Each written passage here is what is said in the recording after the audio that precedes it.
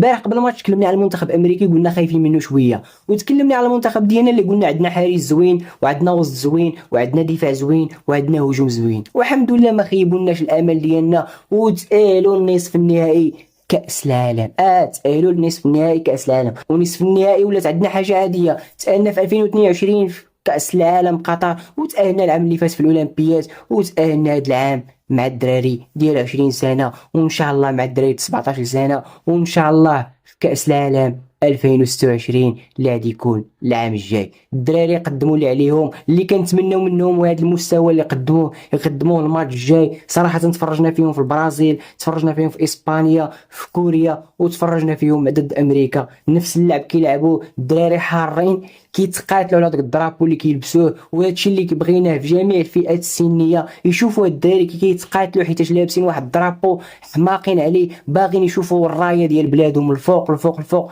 والحمد لله راهم هازين على الفوق، العالم ولا كيتكلم عليهم، العالم ولا كيتكلم على الكره المغربيه حيت تقدمت بزاف. برافو عليهم برافو عليهم برافو عليهم، ومبروك علينا كاملين.